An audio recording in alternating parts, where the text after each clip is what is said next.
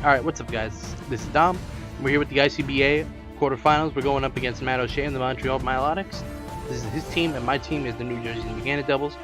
So we're just going to quickly go over the teams we have and see some threats I see and team preview stuff like that, and definitely see what I can bring to deal with his threats.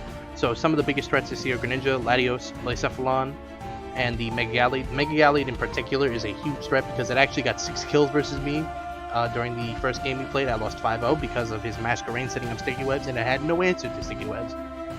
That was just a blunder on my part. So hopefully this time I don't just get completely obliterated by Megagalade this time. And as you can see, the Z captains are in green here. So these are my Z captains. These are his Z captains. And one thing I definitely noticed about his biggest offensive threats, Megagalade, Greninja, and Latios, that they're all weak to Fairy, so I definitely want to capitalize on that and get him have a lot of Fairy coverage.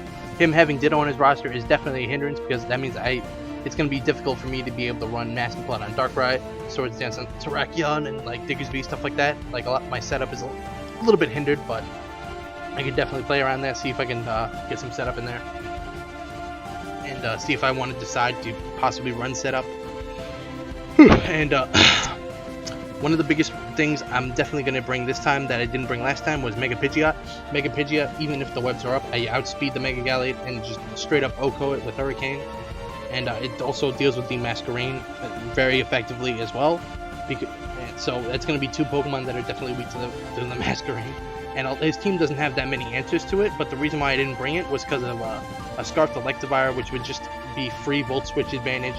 I didn't want to let him have that, and I also the Greninja is also a huge threat. I didn't want to be forced out by the Greninja with an Ice Beam and have him just go Battle Bond form and just completely wreck house.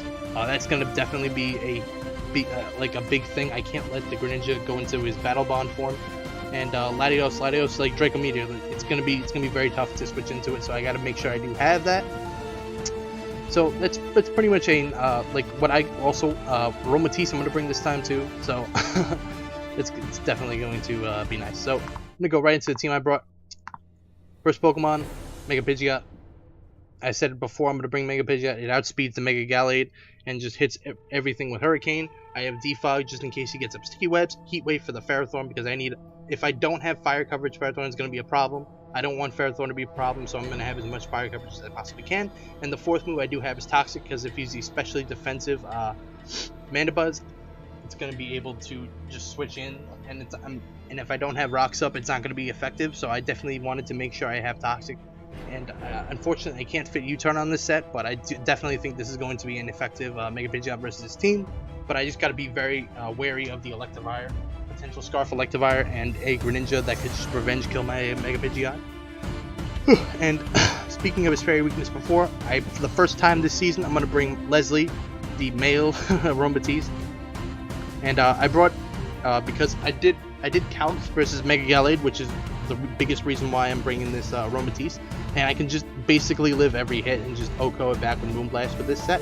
And the reason why I have negative speed is so that I'm slow enough so that Gyro Ball from Ferrothorn does less damage, and and I still outspeed it even if he doesn't carry the Gyro Ball and have just like regular speed.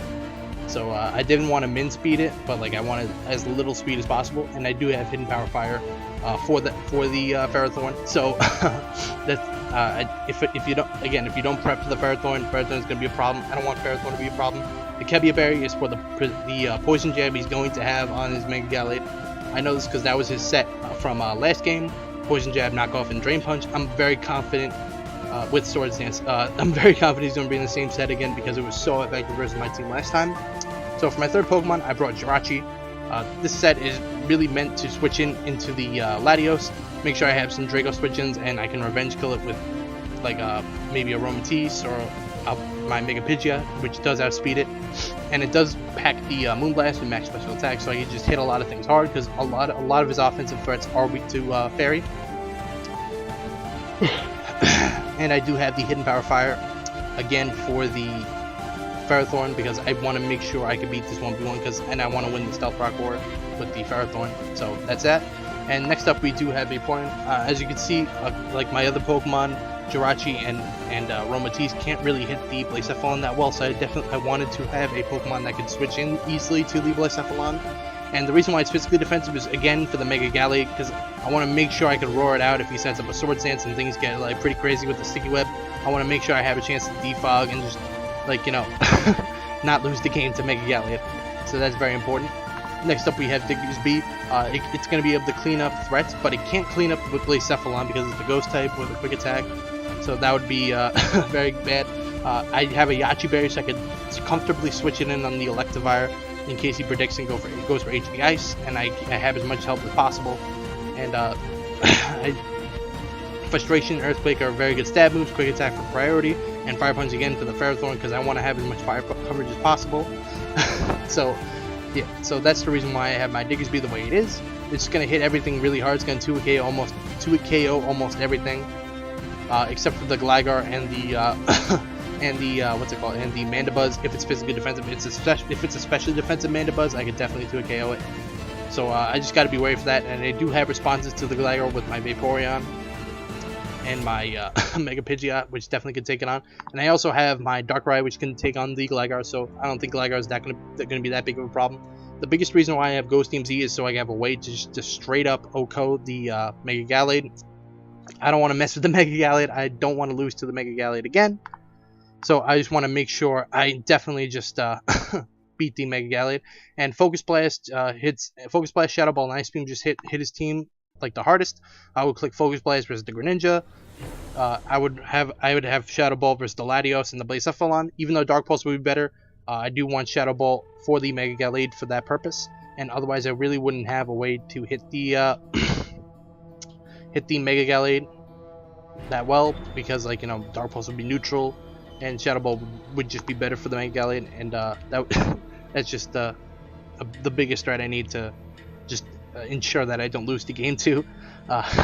Ditto would have to click Focus Blast with this set, and if I'm behind a substitute, I could afford for him to click Focus Blast, and then I would click Focus Blast. Hopefully I hit it and kill it.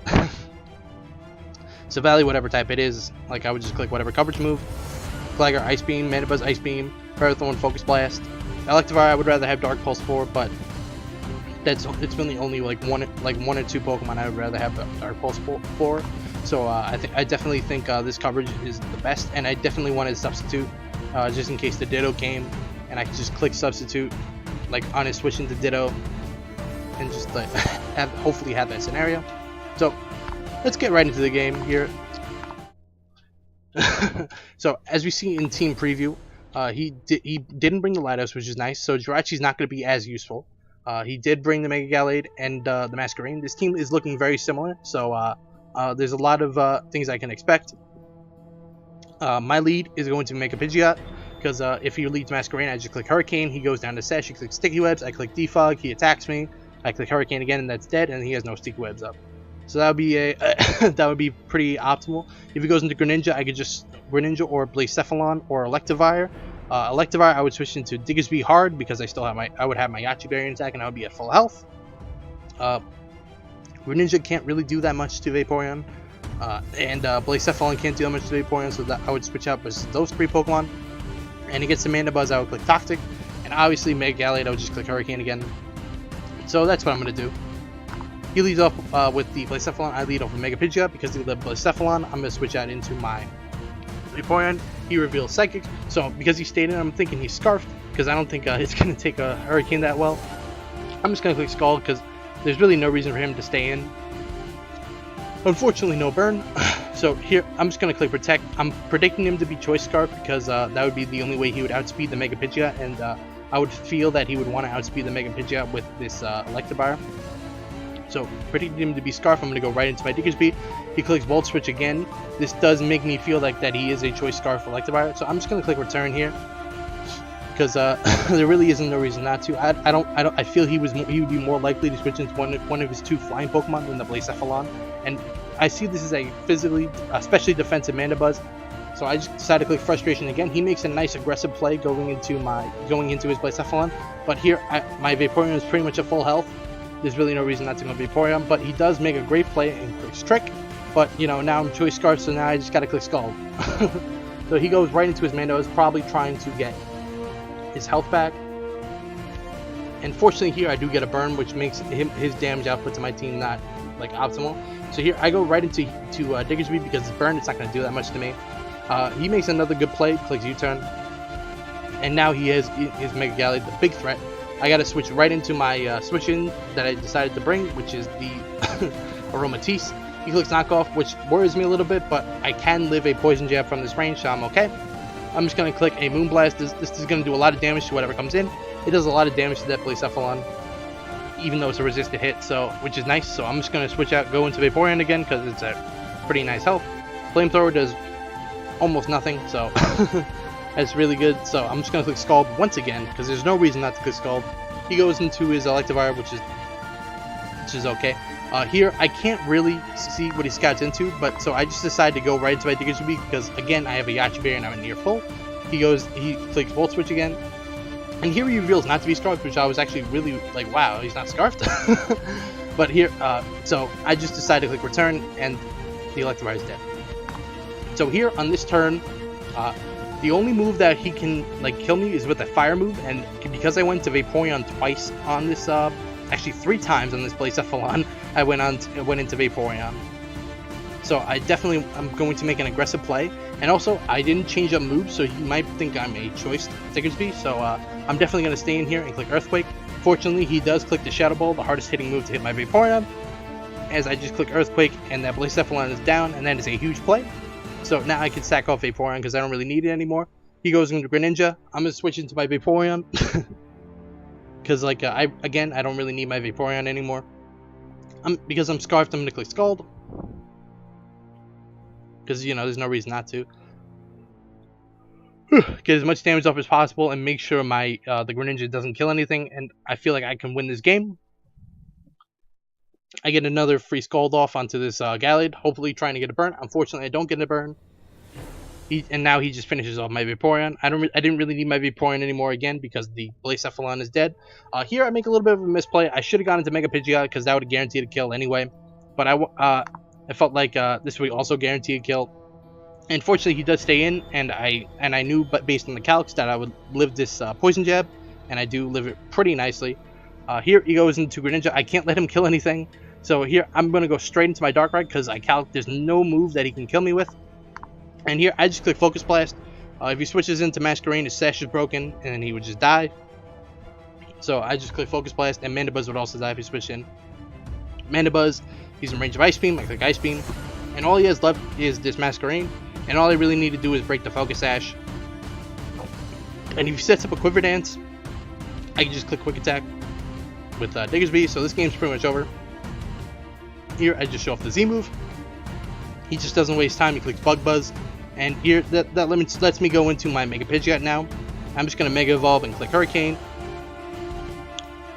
And that's going to be a very good game to Matt O'Shea. I had a lot of fun prepping for this game and playing this game, definitely.